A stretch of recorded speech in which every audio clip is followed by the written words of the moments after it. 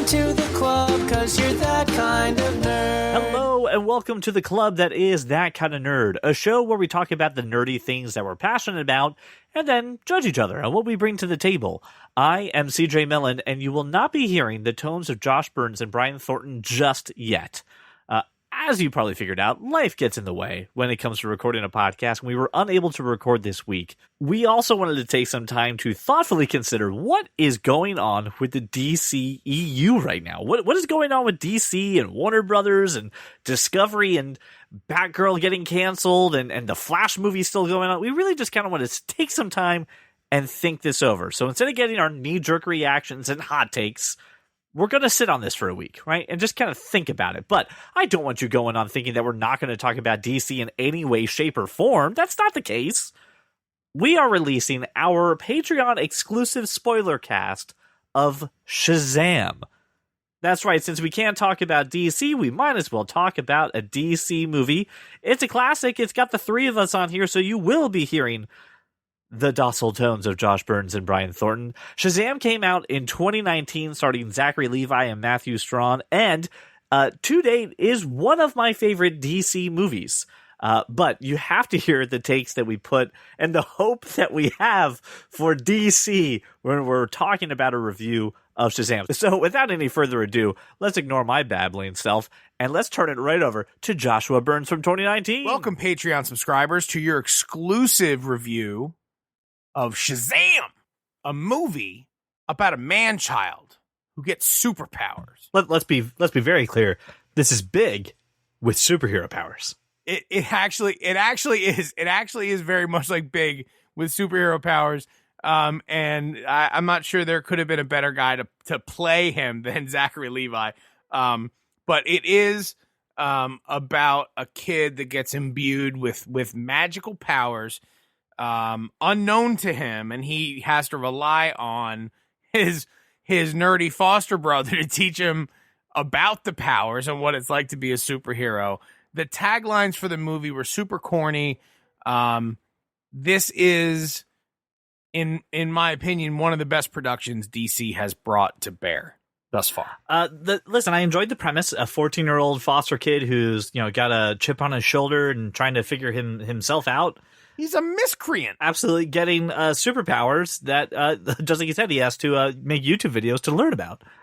And then the villain in this, obviously trying to get his hands on the same magical abilities that he's been trying to get for his entire life after a chance encounter with a wizard. Yeah, so that was really cool because I didn't have any prior knowledge of Shazam other than understanding it was about mythical gods and powers and whatnot, but I never read any books. I knew nothing about it before I saw the movie, and I was thoroughly entertained. The thing with this movie too was when it opens up, it doesn't open up with Billy, our main character. It actually opens up with the villain, and it took me a couple minutes to kind of figure out what am I looking at, and then I was shocked when I saw the actor who played Lionel Luthor from Smallville being the father of Mark Strong's character. Just like, hey, I know you. Hey, all right.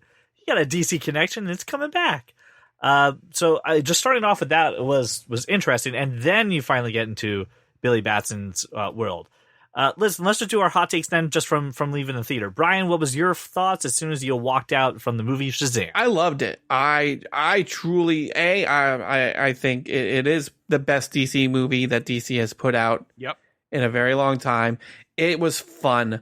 So much fun. It was so much fun, and as much as I love superhero movies and all the recent ones, it's been a while since there was just a fun superhero movie that didn't have some. It was lighthearted. It was funny.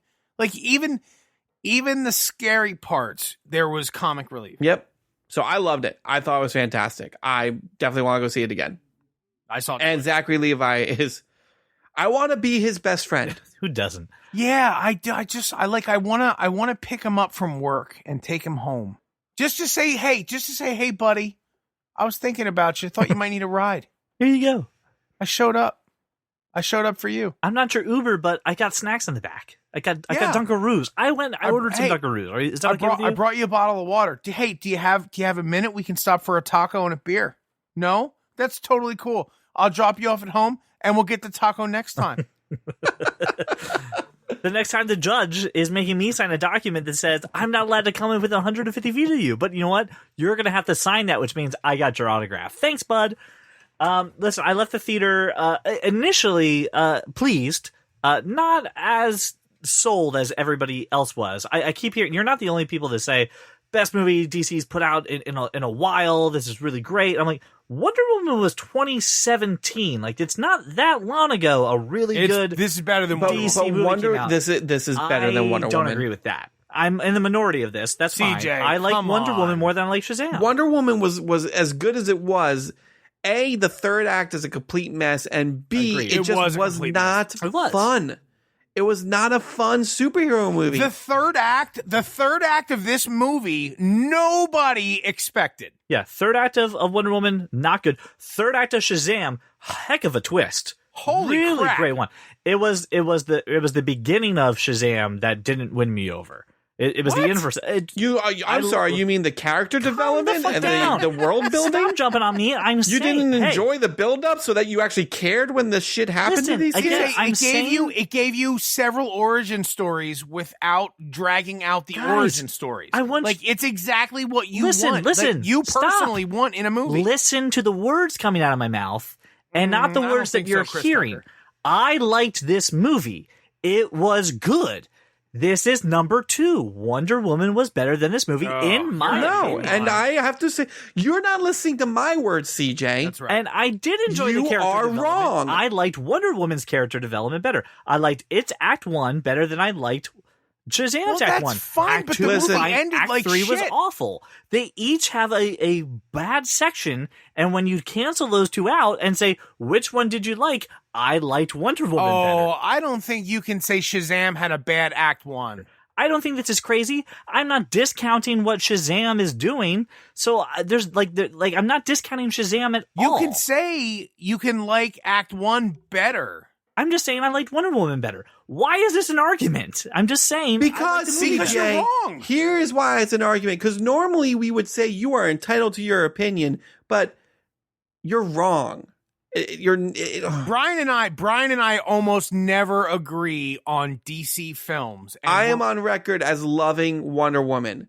He is. And we are in lockstep with this movie. This movie, start to finish, from not overselling the origin stories, from not over-exploiting the 7 deadly sins, to not over-explaining the name. I'm agreeing with you on this. To the relationship with the foster family and the other kids, and Billy's growth, as well as, sort of his missteps as early Shazam. I don't understand why can't it be number 2, and why can't number 2 be good enough? Why can't that just be why can't we understand that I'm not shitting on the movie? You're welcome to make it your number 2, but we are going to try to fervently try to make you change your mind. The plot twist in the third act, I mean, the whole fucking thing was brilliant, and it was so much fun.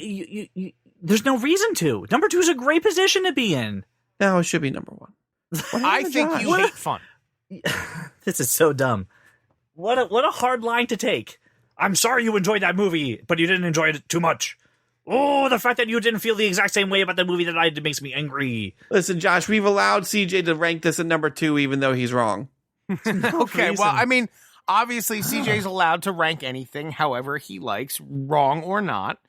But this is the best movie DC's produced. I enjoyed Zachary Levi's performance in this so much. God, he was so good. I loved the family aspect of this movie too. The foster parents were great. The relationship that he builds up with Freddy, I enjoyed it a lot. Also, Freddy is awesome. What a great character. Brian, is Shazam big enough to carry DC for a while? Let's say with Wonder Woman, is Shazam big enough? I mean, you don't even have to worry about with Wonder Woman because Aquaman made $1 billion. So you've got those three things. That movie was awful. It was. But listen, our opinions of Aquaman aside, people liked it for overall. So I think between these 3 movies, you have some solid foundation to do some some more DC stuff. My concern, though, let's get to the broader DC stuff later. Let's talk about this movie first. He asked me a question, I answered it. I know, and I'm saying let's table that. And this movie was super good. Let's go back to Shazam, because I think there's a discussion we want to have at the end of this about DC at large. I want to go back to the movie itself. I want to talk about Mark Strong. I want to talk about the villain of this film, Dr. Was it Savina? Sevilla. All right, or Savina. Savina. I'm curious to get Savannah. Curious to get your impressions. Mark Strong is a fantastic villain. He's also a good guy. What were your thoughts on this villain in the DC universe? Because I know there's been problems with DC villains before. I'm looking at you, Wolf, whatever the fuck your name was with the mother boxes. Steppenwolf. So I'll go first because I don't have any knowledge of the comic book Savannah, but Mark Strong is capable of being both terrifying and inspiring some sort of empathy at the same time, right? Like you look at him and you're like, he was abused by both his brother and his father. So this is all an attention grab. And that's, terrifying deep down. But like his ability for brutality was pretty staggering, but he also came across as very scared. I thought it was a complex villain. It's a fully fleshed out character, and I think that's kind of what made him so scary. Is you don't know what he's going to do, and the stuff that he's doing, you understand why he's doing that. But I don't know anything about him from the books, and I'm hoping Brian knows something. I've not read enough Shazam books, but I will say this. Who read Shazam books? I will say this. I agree with everything Josh said. Seconded. I think like the part that became truly terrifying as far as him as a villain was when like he's beating the shit out of Shazam flying through Philadelphia for the first encounter. And then I'm thinking in the back of my head, like, oh, well, he doesn't know it's a 14-year-old kid. And then he finds out it's a 14-year-old kid. He doesn't care. Yeah. He's still just goes for, like, that was truly terrifying. Like, this guy, like, Mark Strong is a freaking awesome actor. And he's truly really great at playing these villainous roles. Yeah, you understand why he's doing it, but that doesn't make it any less terrifying or any less evil what he's doing. He was fantastic. You know what's funny about Mark Strong is that even when he's playing villains, I feel he's more amoral and less evil. Yes. He just doesn't care. He doesn't care, right. And he really portrays a very good, I don't give a shit, I'm going to get mine. Yeah, he's got his motivation, his objective, and whatever's in the way is holding him back from it. He's just going to plow through it. Right. Yep. Yeah, just like, I agree. Okay, you're standing in my way of getting something, so fuck you. I'm gonna get it. And I mean, I'm talking about every role. Even the Guy Ritchie roles he's played have been that way. Even in Kingsman and stuff, he's fleshed out. Agreed. And I do love the fact. And again, this is kind of coming back to the larger discussion of DC, but also I think just comic book movies in general. The villains have always kind of been a little skewed, either one way too extreme or one way too weak. And I think this was a great balance of being right in the middle and being a really strong villain. DC villains have been dog and shit. Then yes, they have. And then the addition of the they weren't demons. What were they? The Seven Deadly Sins. The Seven Deadly Sins were also equally terrifying, imaginative. Zoe cried. Yeah, I can imagine that would be pretty scary for kids. Oh, Brian, she grabbed my arm and was crying hard. Jeez. And I was like, baby, it's just a movie. I don't know what to tell you. I could imagine this kind of being like if you were a kid who saw Ghostbusters for the first time and you were a little. Oh, dude, kind of being scary. It was fucking heartbreaking. She cried hard. It was ugly. It was really. It was just one scene where those Seven Deadly Sins were the boardroom terrifying. was really terrifying. I was scared. Yeah, I was even like, holy fuck, we're going pretty dark in the boardroom. Yeah, it was crazy. Throwing people out the windows, eating heads. That's right. It was, and I think that's the part where she was losing her shit. But the movie had some real scare factor. It wasn't like It wasn't a buddy cop movie. It was a real comic book movie, but with a lead character who could actually make you feel good. So when I watch body switching movies, right? When you watch those, the older actor playing the kid usually comes out at like almost like they're really stupid, right? Yeah, like they're yeah. not real kids. They're just like all right, we'll use Big for example, right? Love Big. Big's a good movie, but Tom Hanks kind of plays this guy younger than 13. He plays him like maybe he's like 8 or 7. Didn't know how to function as a human being. Yeah, just couldn't get his shit together. Right. Zachary Levi did not do that. And the direction that they got was he was a 13-year-old kid. Dude, I don't even know how to pee in this. And yeah, he can charge this. And zappy fingers. And like, I love the scene when they're in the park and he rescues the woman from getting mugged.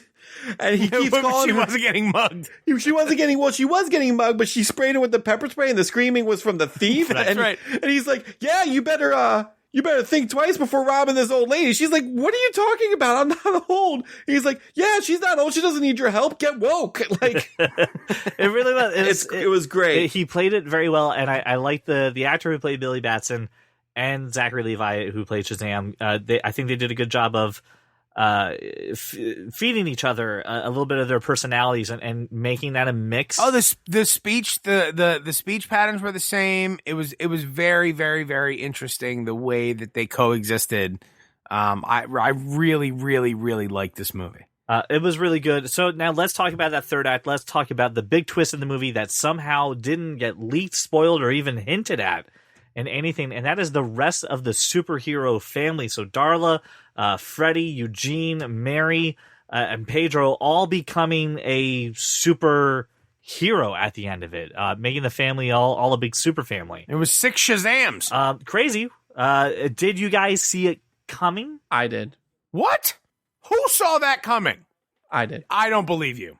No, I did because what little knowledge I do have about Shazam, I know about the Shazam family. And unfortunately, when we were talking about Black Lightning, I knew that this was a bit of a possibility, and there were extra chairs in the wizard room at the beginning. Well, I had no idea, and I was flabbergasted. Yeah, everyone else I was in the theater with had no idea too. Like they didn't put it together, and you just hear Jaws hit the floor. Like, oh my god! Yeah, my favorite part actually was heard Jaws hitting floors. They have the staff is like, say my name, and they're like, Billy! No! Oh, Christian has quoted that no fewer than 10 times since this weekend. And listen, there were a lot of Shazams thrown out in this movie, and they were really good. They were really fun. And the lightning thing, though, how did you not learn to just go outside? I like that he can't say his own name. Right. I really, really, really like that Freddy just keeps coming up with different fucking names because he can't say his own goddamn name. Sparkle Fingers, or he was like Fingers. Thunder Crack, and he was like, "Oh, dude, that sounds like a butt thing." It was very good. It was very good. The humor in this movie was spot on. This movie is in the same universe as Batman and Superman and Aquaman and Wonder Woman. It's in that Snyderverse area, but they really helped shift the tone from what's happening, and the humor was great. It was welcomed. I loved the Easter eggs of Batman and Aquaman, the shirts. Really, and guys, I got to tell you, if they make a Flash movie like this one, it's gonna be amazing. My favorite thing when they were doing the powers, right? When he was trying to figure out what powers he had, was when they were in the convenience store. And he's like, I'm bulletproof. And Freddy's like, hey, can you shoot him in the face? Yeah, he's like, wait, we don't know if it's the suit or your body. Shoot him in the face. Yeah. He's like, yeah, shoot me in the what? Wait, what? And then after he gets shot, he goes, kind of tingles. You're dead. Like, what a good reaction. It was so much fun. It was really fun. I did enjoy the moments that were really working and connecting. I mean, they did. And you know what? If it was anybody other than Zachary Levi, it wouldn't be as fun. It wouldn't have worked. Right. That's you right. noticed the big reference, right? Yeah. Okay. I'm just making sure. I will say one thing. I was curious about something. Oh, you know what? But the other scene. Oh gosh, I lost my shit when Savannah's chasing him through the toy store and he grabs this like 10-inch Batman. It's like, Get him, Batman! Again, a 13-year-old kid, a 14-year-old kid, right? Like, Like a kid the proper age, that's what he would do. You would have that It was hilariousness. great. There is one thing So that I had questions about. And I'm curious if I'm just being nitpicky and dorky, or just if it Yes, was a you thing. are. All right, fine. We set up all these lightning bolt powers, right? He's using his fingers to zap things. He's doing all of that, and the only thing that can hurt Mark Strong's character is magic, right? The only thing that can hurt each other is magic. And here we've got the ability to shoot something at somebody from a distance without getting face to face and losing a fist fight. And we never use it ever again. Why? Wouldn't you think the appropriate reaction for a 13-year-old or 14-year-old kid who just accidentally shot a bus off of a bridge would be, I'm not going to do that again? I don't know. And that's what I was Because asking. that's when Savannah shows up, is That's after a good that. justification as to why I did not use it, though. So no, I didn't think about that. That's a pretty good part. I thought the early understanding, I thought he understood from a very early point that there was very little he can do against this guy. Like he couldn't overpower him, he couldn't thwart him. He got his ass kicked at every single turn. Didn't matter what he did. Yeah, I was talking mainly when the deadly sins were out and there's civilians. It was only after Freddy pointed out that once the sins were out, he could go after the guy. But I'm saying there were civilians in the park. The 7 deadly sins were out threatening civilians and the family right before they had superpowers.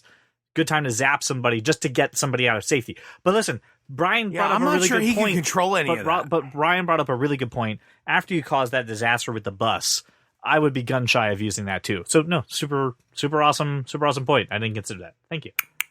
One thing I do love, poking fun at some of the conventions of superhero movies, particularly we're a pretty far distance away from each other in the middle of the sky, and you're given a normal volume monologue. Oh, dude, that was great. I'm just sitting there going, oh my God, how many times I've watched The Matrix? How many times I've watched Superman movies? How many times have I watched a movie where these people are so far away, or just like, how do they hear each other? It was great. Good self-awareness for it.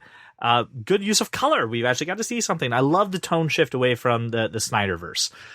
Now, I want to take a quick moment. I do want to talk about the DC universe at large, now that Shazam has kind of shifted things a little bit, and there's obviously a change in direction and kind of what this means. Because Josh, you brought up the good point. Is Shazam big enough to partner up with Wonder Woman, the Justice League? Is he a big enough person to carry on some other movies? I think the question is, so opening weekend domestically 53.5, right? So I don't know how that stacks up, but for this weekend, it was the number one movie over 4,200 theaters. It's a fair opening. I did some research on the charting. It's not great, but it's definitely better than some other movies, especially for the weekend it opened up. That 52 million. What about other DC movies? Yeah, the 52 million also does include the 2-week preview that I got to see the movie early and included those grosses. Compared to other DC movies, this is, I think, number 3. I think it's Aquaman, Wonder Woman, and then this. Yeah, then I don't hate it. Like, I mean, as the character that it is, right? I mean, never being seen before in a movie. Obviously, we've seen Aquaman in a couple movies, Wonder Woman in a couple movies, right? This seems like a really good opening, right, Brian? I don't see why they wouldn't make a sequel. They already have. They already greenlit a sequel. They greenlit the sequel, and Black Adam is also still being made with Dwayne Johnson. Because if you notice, Dwayne Johnson is an executive producer on this movie as well. Yeah, I'm not surprised. So he got in early and he attached himself. So it's great. My question though is the tone shift, right? We also now know that Joker. You need a tone shift. Well, this is like Joker's getting its own movie, right? That's its own thing. That's not in the larger DCEU. We're rebooting the Suicide Squad with James Gunn, which I imagine will bring a tone shift, even though every actor is allowed in there, but maybe not Jared Leto. I don't know. But it seems like, do you think that DC is going to continue these linked stories, or are we going to get some separation and we're going to get some distance and some solo movies? I mean, even look at this. It's very tangentially linked. Yeah. I think they're going to continue to do that stuff for a while. They're not going to be worried about converging into one main story for a little bit. That should be good. But I mean, Aquaman stands alone, Wonder Woman stands alone, and Shazam stands alone with very light tangential links in between to the larger overall, and I think that's what you're going to continue to see. I think the three of us can agree that Aquaman, Wonder Woman, Shazam were significantly lighter hearted than all of the other DC productions. After Snyder was taken out or left. Aquaman specifically, and just cinematographically, like bright, very bright. Yes, actual color. Yes, this is the thing. Shazam was red. I saw red in this movie, and Shazam was very, very, very lighthearted. Right. Even in the darker moments, there was still comic relief, and I really, really, really love that about this movie.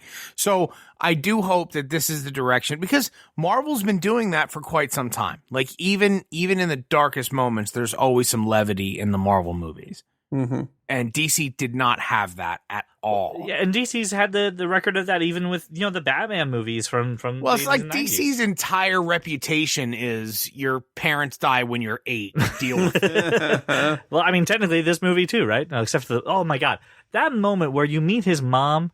And then, oh my god, you're like, she bailed on you. And then she left you. And as a parent, I'm sitting there going, "Fuck you!" Oh, dude, I was so angry. Fuck you! But then the fact that this kid gets that horrible news, and then goes and becomes a hero to go save his other family and to save those people at the carnival. I don't even have the maturity to do that myself, and I'm 30. It was so great. It was great. It really was a great story. It really was. I very much enjoyed it. I thought it was a great movie. I thought DC taking a leap into this comedy, but also kind of breaking out and separating the extended universe. Zachary Levi's a superhero now, CJ. Well, technically he was in Marvel. No. Chuck was not a superhero. No, he was Faramir in Thor. Yeah, he was in Thor. Come on. He was. Yeah, I know. And they killed him too. The fruity blonde swordsman. I get it, but no. This is an actual. Here's the other part too. I want to talk about the end, the little trailer, the stinger at the end of the movie where we got a neck down Superman. It was good. To make an appearance. Coming into the lunchroom. It was actually Henry Cavill's stunt double from Man of Steel that made the cameo, because I thought that was very funny. Henry Cavill had a mustache and couldn't join. God, we thought the baby mouth was bad in Batman vs Superman. Imagine if they just had to do that for like 1 minute in Shazam. How come the budget for this movie is $75 million more? They'd have just blanked out his face. It had just been censored. Listen, we already talked some numbers. I just want to give you an idea for this too. The budget for this movie was $100 million. Opening weekend at a $53 million. Pretty great. As of April 11th, the gross to this US is $69 million and worldwide $193. So, right, so it's made money back. 196. It has made money, right? Which is good. I think it's made back some marketing money, and I think this is going to make some money while it's in theaters and on video. So I think it probably has a solid 3-4 weeks left in theaters. Yeah, and I think this is going to have a good return. Hence why we already have the sequel greenlit, and we already have the spin-off or and I will movie. Pre-order the moment it's available on iTunes. Very good. Oh yes. So it is tradition, though. However, since we all like this movie, to reach out to the people on the other side and ask for a second opinion. And we don't ask for it. You find it and shove it down our throats. You know who didn't like this movie? ISIS. And that's how you know. MK Ultra? That's how I know. That's right. Oliver Jones from The Observer said, by the end, Shazam feels like a corporate product that is so thirsty for approval from all quadrants that it never ends up figuring out what it really is. I don't even understand what those words mean in that order. I think it's saying that the movie is made by committee trying to please everybody, and therefore it pleases nobody and doesn't have an identity. I think it did please everybody, and that guy should shut up. This is terrible. Absolutely terrible. It's long. Not funny. All the jokes are in the trailer. That's not true. And the end is amazingly boring. What? Hold on. It's take ages to present the characters. The main villain is awful, and I prefer not talk about that sidekick, Freddy, probably the most annoying character in theaters for the last decade. And my God, the CGI. The demons are ugly and badly designed. This is so far the worst experience I had in a theater. Don't waste your Yurt. Don't waste your YOU apostrophe RE. Oh, I thought you said don't waste yurt, which in fact I don't have a yurt. I don't have a so yurt. Don't waste your time on this movie. It should have been make it to direct to DVD. Oh, jeez. You should have made it to a hook on phonic class. Oh my God. Jesus, that was almost walked out of the cinema. Waste of time. First time I'm rating a movie with 1 star. Says user Judd Texon. Yes, I had a high expectation for this movie and really wanted to enjoy it, but couldn't. I found it a bit annoying. Maybe 2 words, not 1. Maybe the kids could love this, but not for adults. In my opinion, this is the worst DC movie and could not understand the 10-star ratings. First time I wanted to walk out of the theater as it felt like this was such a waste of time. Aquaman and the rest of the DC movies are 10 times better. This is one I found on Rotten Tomatoes here from Matthew. It was not what I expected, honestly. There were some charming moments here and there, but the film is further proof that there are too many unnecessary superhero movies being made that are all stitched together with poor scripts, lousy villains, and cliched themes. I'm begging you, give me a good superhero movie. Why do these people hate fun, Brian? This guy says the most disappointing DC movie ever. 4/5 of movie time. Main character did not even know what he can do. Tired to run from problems, and so on. Very disappointing movie. Was that dictated by Siri through an Albanian translator? I don't know, but it was a 1/2-star review on Rotten Tomatoes. All right, really upset. Can't believe this was marketed as a PG movie. It wasn't. It was rated PG-13. Yes. Disgusting for foul language, graphic demons, graphic violence, and life activities. All right, rated R for adult humor. Waste of money. Walked out with our kid. Walked out. Well, hold on. This grammar is awful. Walked out of money. Kids were mortified. Very foul mouth. The storyline was terrible, and DC falls further. Never again going to a DC movie again. That was it. Pretty much done with superhero movies. They're all becoming nonsense. Here's the deal. Check your rating system. This is rated PG-13 for a reason. There are demons and scary shit. And yeah, that wasn't in the trailers because it's PG-13. Don't take your kids to a PG-13 movie. No, I'm not judging you, Josh. You know how to handle your kid. Well, my kids are 9 and 11. I know what they can handle. They've seen all the Marvel movies. But you look at a rating. I know you as a parent look at ratings and go, "Oh, my one kid." Oh, I don't just look at the ratings. I look at the parents' notes. Like my kids haven't seen Suicide Squad. You know what I mean? It's just it's just a bit too much for me. I understand. For some folks, that might seem a bit conservative, but they're my fucking kids, and I get to make that call. But you don't get to go and trash a movie for saying it's too violent. Like, well, yes, check the fucking rating system. Well, no, because it wasn't. Like, this was really not too violent. This movie, I mean, yeah, were the demons a little scary? Yeah, but, like, you can almost play that off as cartoony a bit. I've seen scarier things on TV. There's scarier shit in Adventure Time. There really wasn't. Like this movie wasn't verging on the PG-13 limits. This movie was really very tame, very entertaining. It wasn't provocative. It wasn't hypersexual. Like, I mean, and some of the Marvel stuff gets and it can DC get there. Yeah. Gets hypersexual. I mean, even the strip club was. That's the stuff that I shield my kids from. And you're right, CJ. Even the strip club, like view from the outside, that was like super super tame. It was funny. It was you know what I mean. It was campy. It was funny. It wasn't like it was like they weren't comfortable there because they're kids. Yeah. And like anybody that sees this as anything but innocent, I mean, you know, just drive fast and take chances, I guess. Bottom line is this. I enjoyed this movie a lot. I love the tone. I hope this is a new tone for the DC universe. And from what we've seen, it looks like it could be a changing trend. This is definitely one of my top 2 DC movies. At me if you want, whatever. I'm fine with my judgments and scores. You can admit though that this is a completely different tone than Wonder Woman. Absolutely. Right. Again, so like I do think this could be a totally new direction. Yes. It needs to for be. DC. It needs to be. That's the thing. It needs to be, and that's why I think like the Suicide Squad with James Gunn will also have a different tone. I'm so Wonder hopeful Woman about it. 1984, right? Brian, I'm sitting here super hopeful in my robe about the future of DC. Brian, any future thoughts or finishing thoughts before we leave? No. Go see Shazam. All right. Well, patrons, this is what you guys, this is what you asked for us, right? To go see these great movies, give you our opinions, but this is not a one-way conversation. I want to hear from you. Tell us what you thought about Shazam. And if you have any other future recommendations for movies, please let us know. Thank you so much for your continued support of this podcast. This is why we love doing this exclusive content just for you. Thank you so much for your support, and we will see you on the next movie.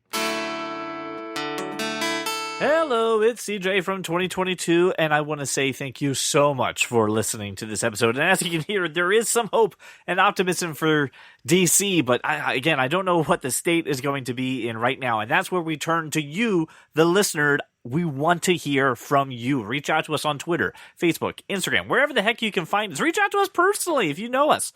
You can even text us at 484-373-4119.